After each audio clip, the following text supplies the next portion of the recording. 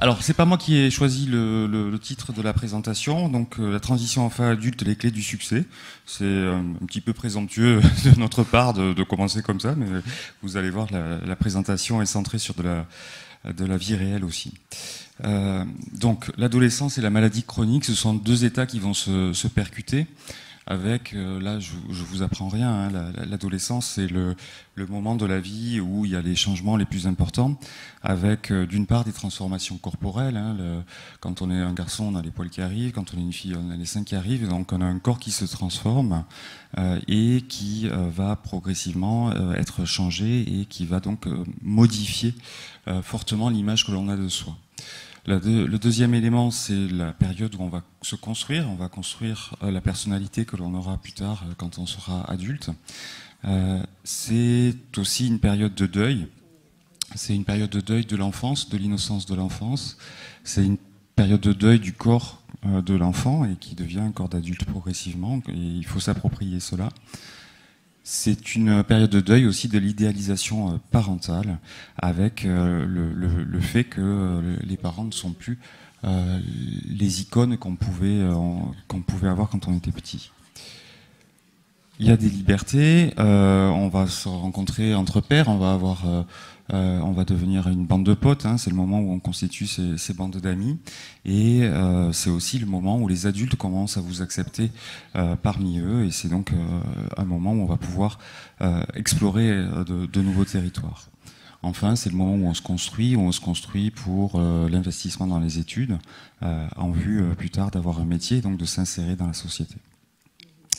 Et donc l'adolescence et la maladie chronique vont donc se percuter, avoir des frottements. L'adolescence, c'est vraiment la période où le temps s'accélère, hein, où vraiment la vie avance véritablement très vite, alors que la maladie, ça a plutôt tendance à vous accrocher, hein, dans le temps et à vous arrêter. L'adolescence, comme je le disais, c'est un moment de libération, hein, des contraintes, alors que la maladie, par définition, c'est une contrainte, quand elle est chronique en particulier. L'adolescence, c'est le moment où on grandit, où on se développe. La maladie, ça fait régresser. Alors c'est peut-être pas tout à fait vrai. Hein, ça fait aussi progresser, hein, dans la vie. C'est le moment où on s'autonomise, l'adolescence, alors que malheureusement, et en tout cas en particulier dans les maladies neuromusculaires, la maladie chronique va rendre dépendant. À l'adolescence, on va avoir des conduites qui vont chercher les limites, hein, et avec souvent des conduites à risque, en tout cas vraiment une recherche des limites de soi, des autres, et alors que dans la maladie chronique, quand on va chercher la limite, et malheureusement on va assez rapidement la trouver, en particulier si on arrête son traitement. Là je prends par exemple un enfant diabétique, hein, s'il arrête son insuline, il va assez rapidement trouver la limite de son corps.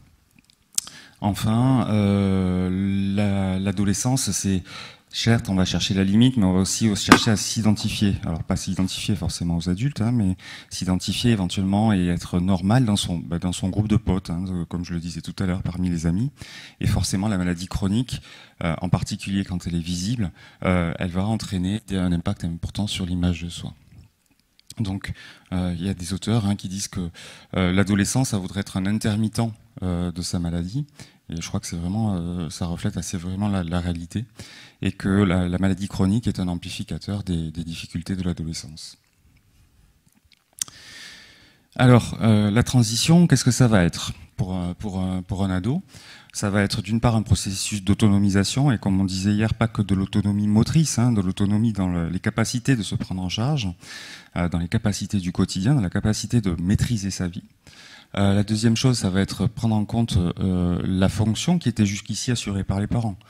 Ne serait-ce qu'aller chercher le traitement à la pharmacie, prendre le rendez-vous chez le kiné, etc. Tout ça, c'était les parents qui le faisaient. Il va falloir s'autonomiser et prendre en charge cela. Enfin, c'est le but de la transition, c'est de faire en sorte que l'ado, il arrive à trouver sa place dans la société malgré sa maladie chronique. Alors, quels sont les obstacles principaux à la transition? Alors, le premier obstacle, c'est le lien. Alors, le lien, c'est dans les deux sens. C'est l'adolescent qui va avoir du mal à se séparer de l'équipe de prise en charge qu'il avait en pédiatrie.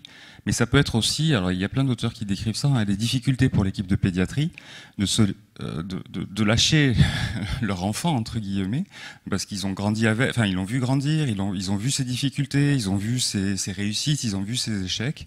Et donc l'équipe de pédiatrie peut avoir un peu de mal à libérer son enfant et le faire partir vers les adultes, avec en particulier une équipe d'adultes qui va être différente et qui va forcément appliquer des choses différentes. Une des difficultés, ça peut être la famille, hein, qui peut avoir du mal aussi, là aussi, à libérer son enfant. Il peut y avoir des difficultés qui sont liées à la méconnaissance par l'équipe pédiatrique de l'équipe adulte. Alors nous, à Bordeaux, c'est pas trop un problème, hein. On est dans le même hôpital, comme on disait. Alors nous, c'est 2 bâtiments séparés, mais il y a un parking entre les deux, quoi, hein. Il y a une passerelle, donc c'est assez facile. Mais je pense qu'en région parisienne, quand c'est un enfant qui va être suivi dans un hôpital à un côté de Paris et qui va être suivi ensuite dans un autre hôpital de l'autre côté de Paris, ben, l'équipe elle va avoir du mal à répondre. Tu vois, c'est l'escalier C, il faut monter au 3e étage, tu tournes à gauche et les toilettes elles sont juste là. C'est des petits détails, hein. L'équipe de pédiatrie peut avoir du mal à trouver du temps pour s'occuper de la transition. On est tous dans les contraintes de temps, du quotidien, de la prise en charge. Il y a toujours des problèmes aigus à gérer. Et la transition, il y a toujours une possibilité de reculer un petit peu ça. Donc c'est un peu moins urgent et donc parfois l'urgence fait oublier l'essentiel. Il faut une implication de l'ado dans les soins, hein. Si l'ado il n'est pas impliqué dans ses soins, forcément la transition va être beaucoup plus compliquée à mettre en place. Et enfin, bien sûr, il faut que l'ado il accepte le caractère permanent de sa maladie. Quand on réfléchit à la transition aussi, il faut se poser des questions sur ce que veulent les ados. Quand même la transition, c'est l'équipe de pédiatrie, l'équipe d'adultes et l'adolescent quand même au milieu. Il faut vraiment pas oublier ce que lui, l'adolescent, il souhaite. Alors voilà ce qu'ils souhaitent les adolescents. Donc sur une enquête, ils veulent des soins accessibles. C'est-à-dire qu'ils veulent qu'il y ait un lieu bien défini, des horaires, qu'il y ait une confidentialité des soins. Ils veulent commencer à être pris en charge un petit peu comme des adultes. Vraiment la communication aussi, hein, ils veulent des soignants qui sont polis, qui les respectent, qui leur expliquent et qui soient honnêtes avec eux. Ils veulent des soignants qui sont compétents. Ça, je crois que c'est important à dire. Ils veulent pas que des soignants qui sont des amis et qui sont des potes, entre guillemets. Ils veulent des soignants aussi qui savent les prendre en charge et pour lesquels ils sauront qu'ils peuvent compter sur eux. Avec des soins qui sont basés sur les recommandations, sur des bonnes pratiques, sur la confidentialité. Ils veulent être impliqués dans leurs soins, alors ça c'est toujours pareil, hein. Moi aussi je veux toujours être impliqué dans tout, et puis après j'ai pas le temps de tout faire. Ils veulent un environnement approprié, c'est-à-dire qu'ils sont plus des bébés, mais c'est pas des vieux. Et si je prends par exemple notre cas, au début, une des difficultés, c'est qu'on faisait les consultations de transition dans notre secteur à nous, et quand il fallait aller prendre la consultation chez nous, il fallait traverser le centre de référence de l'atrophie multisystématisée, puis le centre de référence de la SLA, donc ils voyaient les salles d'attente avec des patients âgés, on va dire un petit peu avec des vies difficiles, et donc vraiment c'était quelque chose de très compliqué pour eux d'être dans cet environnement de vieux entre guillemets. Et ils veulent qu'on ait des résultats sur leur santé, ce qui rejoint assez les éléments de compétences. Alors, comme vous voyez, j'ai un peu modifié le titre, hein, c'est la transition à Bordeaux, comment apprendre de ses erreurs. La première chose, je crois, qui est vraiment important, c'est il faut bien se connaître. Hein, pour assurer la transition de façon correcte, il faut des équipes qui sont soudées, qui sont pas forcément avec des liens amicaux, nous c'est le cas, hein, mais au moins qui sont soudées. Donc c'est un élément absolument nécessaire, mais c'est pas l'élément totalement suffisant. Et nous, on avait commencé en 2010 avec ce qu'on va appeler une consultation de transfert, c'est-à-dire que ils étaient suivis en pédiatrie. Pouf, il y avait une consultation qui était faite, comme je vous le dis, dans le secteur adulte, et hop, ils passaient chez les adultes avec 3 intervenants, le MPR enfant, le neuropédiatre et le neurologue adulte. Et ça, on s'est aperçu que ça allait pas du tout. Puisqu'il y avait vraiment un choc de culture entre la pédiatrie et le secteur adulte, avec dans le secteur de pédiatrie une approche qui est vraiment centrée sur la prise en charge globale de l'enfant, hein, où tout est fait en même temps au même endroit, alors que chez les adultes, souvent, la prise en charge peut être beaucoup plus segmentée. Il vient Nous, par exemple, la cardiologie n'est pas sur le même site, donc ce qui complique, ce qui peut compliquer le suivi, et donc qui fait qu'ils vont aller voir le cardiologue un coup, le neurologue un autre coup, et donc une prise en charge qui est très différente. Il y a une intégration des parents en pédiatrie qu'on n'a pas, chez les adultes, on n'a pas du tout l'habitude.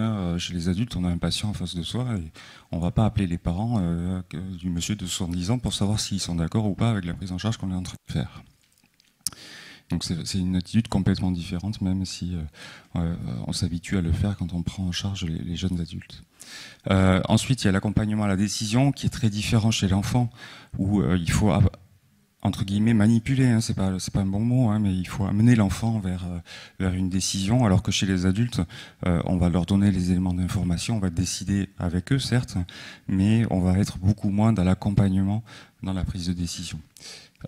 L'équipe de pédiatrie, les équipes de pédiatrie ont souvent la chance d'être plus nombreuses, en tout cas avoir en termes de nombre de patients, moins de patients par soignant, et donc être beaucoup plus facilement disponible pour l'assistance. Alors que chez les adultes, on va leur demander de prendre eux-mêmes leur rendez-vous, de se débrouiller, éventuellement d'aller prendre le rendez-vous chez le cardiologue, etc. Pour le suivi, forcément en pédiatrie, les enfants évoluent, donc il y a un suivi rapproché, alors que chez les adultes, l'évolution est beaucoup moins importante, donc le suivi va s'éloigner et s'allonger. L'équipe de pédiatrie va en général vraiment le suivre, il vient pas, on va le rappeler, etc. Alors que chez les adultes, quelqu'un qui vient pas, on va l'informer qu'il n'est pas venu, qu'il faut qu'il reprenne rendez-vous, et il va recevoir simplement un courrier pour le faire. C'est ce qu'on fait en tout cas pour les adultes un peu plus âgés. Et enfin, donc, le contact est totalement différent forcément en pédiatrie. Ce qui, au début, on a deux ados qui étaient très très surpris qu'on puisse les vouvoyer, qu'on puisse les appeler monsieur, mademoiselle, etc. Et comme je vous disais, le fameux environnement de vieux, là, quand ils avaient traversé la MSA puis la SLA, en général, ils arrivaient chez nous, ils se demandaient où est-ce qu'ils arrivaient, quoi. Même si le service était repeint. Donc tout ça pour dire que c'est une période à très haut risque. Alors c'était pas le cas chez nous. Alors j'ai pas les données chez nous. Je peux pas vous dire parce on collectait pas la data, mais c'est vrai qu'il y avait des perdus de vue et il y a des études qui parlent de jusqu'à 30% de perdus de vue au moment de la transition et 50% de premières visites qui n'étaient pas honorées, donc qui nécessitaient de recontacter les patients. Donc, je peux pas vous dire chez nous, mais l'expérience clairement c'était qu'on perdait du monde en route et que c'était pas bien, qu'on travaillait pas correctement. Alors comment on a travaillé pour améliorer le suivi? Alors déjà on a complètement changé le travail. On a imaginé que la transition c'était plus du tout un transfert à un moment T, mais que la transition ça devait être un processus continu qui s'amorçait 1 à 2 ans à peu près avant le transfert entre guillemets.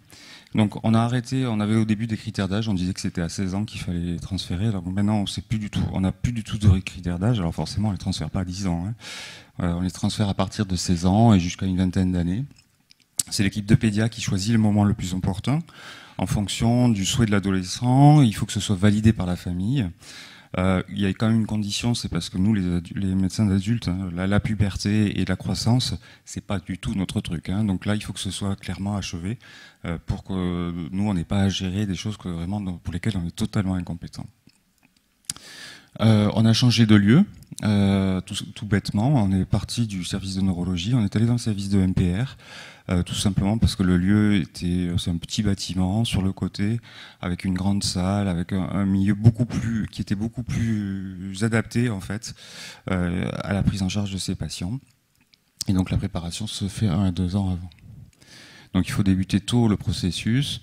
Et c'est un processus qui est clairement pluridisciplinaire, qui doit engager toute une équipe. Alors, au-delà de ces réflexions qu'on a mises en place depuis, je dirais, le début des années 2010, par-dessus s'est greffé le plan national maladies rares avec un des axes principaux qui était améliorer le parcours de soins. Et dans ce cadre-là, il y a eu des financements pour des plateformes maladies rares sur, je pense, la plupart des CHU. Et nous, sur Bordeaux, on a fléché 50% du budget de cette plateforme maladies rares vers la transition. ce qui a permis de recruter. Alors c'est toutes les maladies rares. Hein, on s'est dit qu'il y a les problèmes, de nombreuses problématiques étaient communes, pas que pour les maladies neuromusculaires, mais pour d'autres maladies rares, hein, que ce soit les maladies rénales, les maladies endocrinologiques, les maladies auto-inflammatoires, etc. Et donc ça a permis d'engager une puère à temps plein et une psychologue qui sont dédiés à cette activité-là. Et donc de créer la cellule CAPADJA par les collègues de pédiatrie. Donc le but, hein, là c'est un peu général, hein, c'est l'accompagnement pluridisciplinaire, psychosocial pour mieux se connaître, s'épanouir, consolider les savoirs. Donc c'est basé sur de l'éducation thérapeutique, comme vous pouvez voir sur les mots-clés qui sont présents sur cette diapo. Le processus, hein, est engagé, donc les finances, on les a depuis 1 an et demi à peu près. Le processus s'engage avec les premiers ateliers qui ont été menés cette année. Avec, là je vais vous le montrer après, donc c'est sur il y a d'abord une consultation de diagnostic éducatif, et je vais vous montrer qui se fait à l'hôpital pédiatrique, qui est faite donc par cette infirmière puéricultrice. Donc il y a des outils, je vais passer rapidement sur les outils, en particulier il y a l'échelle Good to Go, qui est une échelle qui permet de savoir si l'ado et sa famille sont prêts ou pas pour la transition. Échelle que j'ai découverte là et qui m'a semblé fort intéressante. Et là, je vous présente le cas du petit Louis. Le petit Louis, il a 18 ans, je crois. Il a une maladie de Becker. Et la consultation de diagnostic éducatif de transition, elle se fait sur plusieurs axes. Le premier, c'est regarder le patient en dehors de sa maladie, d'évacuer la maladie, oublier qu'il soit un Becker, et de voir avec lui qu'est-ce que c'est sa vie, qu'est-ce que c'est sa formation, qu'est-ce qu'il veut faire dans l'avenir, quels sont ses hobbies, quel est son entourage familial, son entourage amical. Deuxièmement, on va se centrer sur la maladie avec savoir ce qu'il comprend de sa maladie, ce qu'il sait de sa maladie, parce que finalement on lui pose pas toujours la question de savoir ce qu'il a compris, parce que ça fait des années qu'on le suit et on a peut-être un peu arrêté de discuter avec lui sur ce que c'est que sa maladie. Donc on refait le point sur sa maladie, sur ce qu'il en sait, sur les répercussions de la maladie et ce qu'il en dit avec son entourage. Ensuite, le on, il n'est pas du tout nous. Hein. Enfin, le on, c'est l'équipe de pédiatrie. Hein. C'est pas moi qui fais ça. Le niveau d'autonomie. Donc l'autonomie, c'est comme on disait tout à l'heure, c'est pas que l'autonomie au quotidien pour s'habiller, se laver, se tourner dans le lit, etc. C'est aussi l'autonomie pour se prendre en charge et pour vivre. Hein. Donc ça va être, par exemple, pour son traitement par ramipril à visée cardio. C'est comment le ramipril arrive depuis la pharmacie jusqu'à sa bouche. Hein, de savoir si c'est papa ou maman qui y va, si c'est lui, qui c'est qui y pense, qui c'est qui pense aux prescriptions, pareil pour la kinésithérapie, etc. Ensuite, il y a toute une partie sur la représentation du transfert entre le service de pédiatrie et le service d'adulte. Savoir comment est-ce qu'il a compris, savoir comment il voit les choses. Voir s'il y a des appréhensions, des craintes, des fausses représentations. Et tout ça, ça va permettre ensuite de proposer à ces enfants des ateliers qui vont permettre de combler les lacunes avant la transition. Et donc, bon, là, ça passe pas très bien. Ça, c'est le passage Mac machin. Et donc là, vous voyez le flyer du programme. Donc, du coup, maintenant, on a ritualisé complètement cette transition pour qu'il y ait un rite de passage, entre guillemets, hein, entre le passage enfant-adulte. Donc, il y a maintenant la prise de contact avec l'équipe CAPADJA qui se fait 1 an avant la transition. L'enfant est notifié du fait qu'il va y avoir une consultation de transition dans le courrier des pédiatres 1 an avant, donc toujours cette transition. Pour la transition en elle-même, la convocation est envoyée par l'équipe de pédiatrie et il y a quand même les coordonnées du service de la secrétaire de MPR adulte, hein, parce que tout simplement le bâtiment de MPR est un petit bâtiment au fond du parc et que l'expérience montre que c'est compliqué de se repérer dans le parc de pèlerins et de ne pas se perdre. Donc ça c'est important.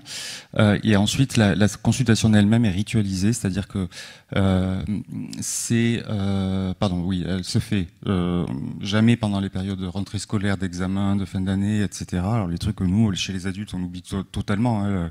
Quand ils appellent chez les adultes, la secrétaire leur donne toujours le premier rendez-vous qui est disponible X mois après. Tandis que là, vraiment, on s'est attaché à faire en sorte que ce soit dans des périodes qui posent aucun problème pour les enfants. Ça dure 1 heure, donc on a un grand bureau, bon, ça on s'en fout un peu. Et donc si jamais il se présente pas, il y a un suivi qui est effectué avec un courrier qui lui est envoyé pour bien l'informer que tu n'es pas venu à la consultation et pour une reprogrammation sur les consultations suivantes. Donc les personnes qui y sont présentes, donc c'est les neurologues, les MPR, l'infirmière de coordination, et on verra que c'est vraiment l'élément capital, et bien sûr ergo kiné. Et donc il y a un cérémonial. Le patient est accueilli par la neuropédiatre, par Caro. Il est accueilli par elle, enfin c'est elle qui va le chercher en salle d'attente. On se présente tous.